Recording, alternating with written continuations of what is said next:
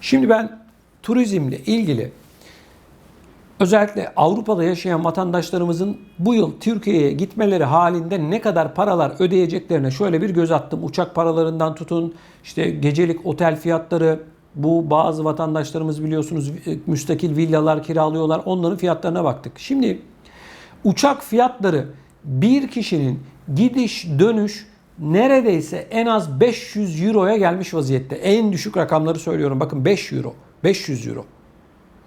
Konaklama ücretlerine baktık arkadaşlar. Bodrum, Marmaris, Fethiye, Antalya gibi çok sayıda Avrupa'da yaşayan vatandaşımızın tercih etmiş olduğu bu turistik yerlere baktığımızda bir haftalık eli ayağı düzgün otellerin kişi başı neredeyse 15 bin lira olduğunu görüyoruz arkadaşlar. Şimdi turizmciler bir taraftan ağlıyorlar. Diyorlar ki koronavirüs nedeniyle biz iş yapamıyoruz. Büyük bir sıkıntının içerisindeyiz diyorlar. Ama gelin görün ki arkadaşlar fiyatlar almış başını gidiyor. Müstakil ev fiyatları arkadaşlar şu anda zaten koronavirüs nedeniyle Türkiye'nin içinden de pek çok insan bu turistik noktalara akın ettiği için ve Avrupa'dan da bu müstakil villalara, evlere büyük bir rağbet olduğu için şu anda müstakil ev bulabilmek mucize. Buldunuz diyelim. Arkadaşlar haftalık geçen yıl 2 ya da 3 bin lira olan bir villa şu anda 20 bin lira. Yani ev sahiplerinin de tekeri patlamış kamyon gibi yokuş aşağı gittiğini görüyoruz. Daha doğrusu yokuş yukarı gittiğini görüyoruz. Otellerin de yokuş yukarı gittiğini görüyoruz. Uçakların da yokuş yukarı gittiğini görüyoruz. Geçen yıl yapamadıkları işleri sanıyorum bu işlerin acısını bu yıl Türkiye'ye gidecek olan gurbetçi, yurt dışında yaşayan, başta Avrupalı Türkler olmak üzere yurt dışında yaşayanlardan çıkartacaklar. Zaten belli. Niyet ettim Allah rızası için bu yıl otelime, evime, uçağıma kim gelirse ben onu komaya sokacağım diye yani bunun niyetine girmişler turizmciler. Belli. Ev sahipleri de buna uyuyorlar. Kiralık ev zaten yok. Olsa da arkadaşlar şaşırmışlar. Böyle bir fiyat yok. Kardeşim turizmciler ağlıyor. Biz ne dedik? Ben aylarca şunu söyledim. Sakın ola ki Yunanistan'a gitmeyin dedim değil mi? Niye? Bizim vatandaşımız bu parayı kazansın. Bizim turizmcimiz bu parayı kazansın. Kardeşim şimdi öyle bir fiyat yapmışsınız ki Yunanistan neredeyse ucuz kalacak. Yine pahalı Yunanistan ama Yunanistan'la yarışıyorsunuz. 1 euro 10 lira olmuş. Ona rağmen Avrupa'da yaşayan vatandaşlar diyor ki acaba ben Yunanistan'a, İtalya'ya, Fransa'ya mı gitsem diyor. Akdeniz ülkelerinden bahsediyorum. İspanya'ya mı gitsem diyor. Kardeşim bu noktaya turizmciler getirdi. Ben hayatımda Türk esnafı kadar fırsatçı bir esnaf, ticaret insanı görmedim. Bayram gelir fiyatlar artar, korona olur fiyatlar artar. Kardeşim ne oldu? Ne oldu da bu fiyatları arttırıyorsun sen? Hani ben mi bir şey bilmiyorum? Yurt dışından mı geliyor o yani otelde çalışanlar?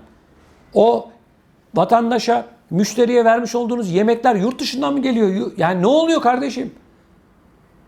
Tamam euro 10 euro fiyatlar arttı o oldu bu oldu da. Ne oldu kardeşim ne oldu ne oldu?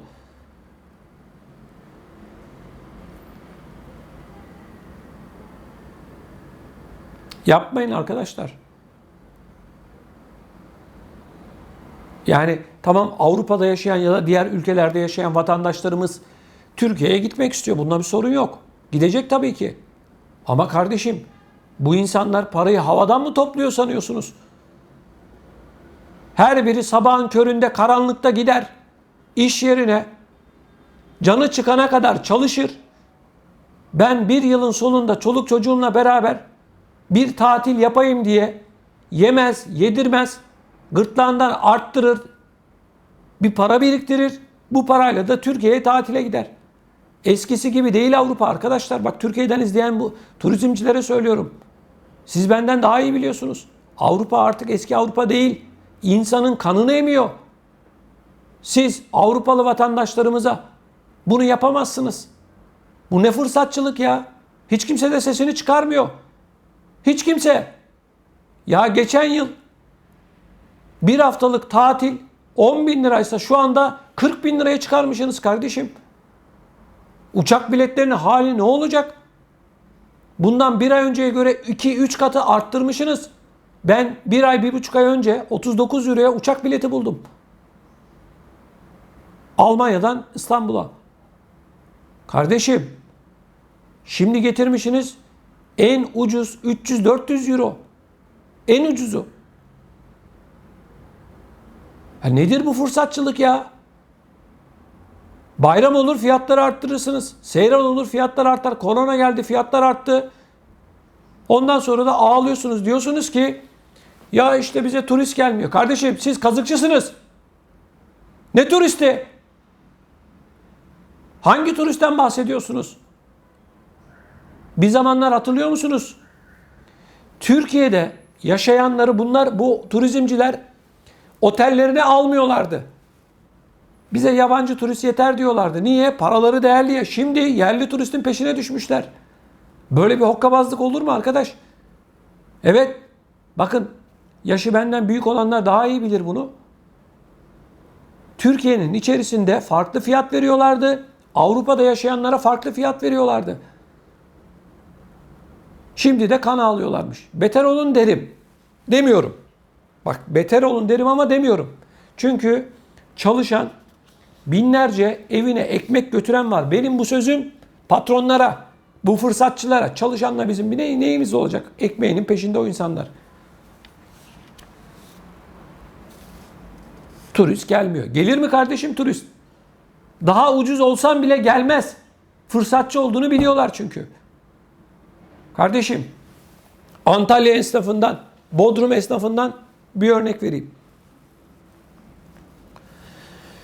Ya kardeşim Kazan'ında bir dükkana yabancı biri girdiğinde, örneğin bir Alman girdiğinde Bodrum'da farklı fiyat veriyorsun. Türk girdiğinde farklı fiyat veriyorsun.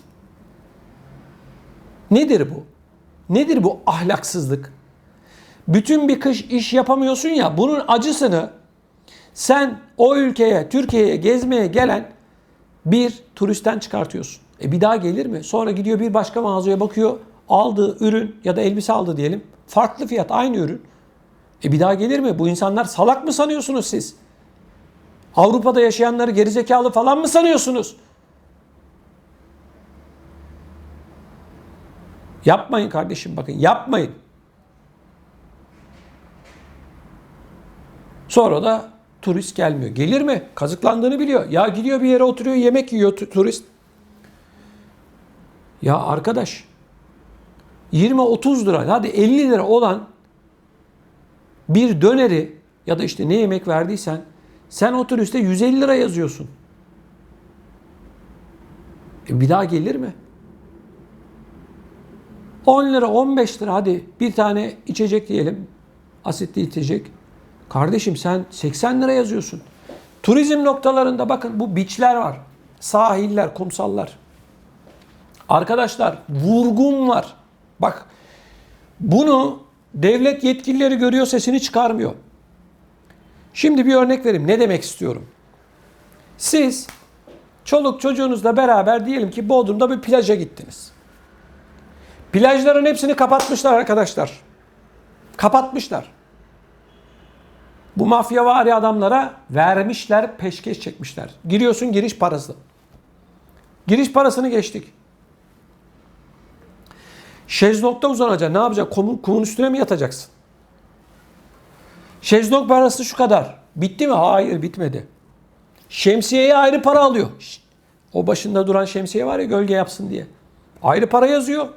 Şezlong'a ayrı para yazıyor. Bitmedi.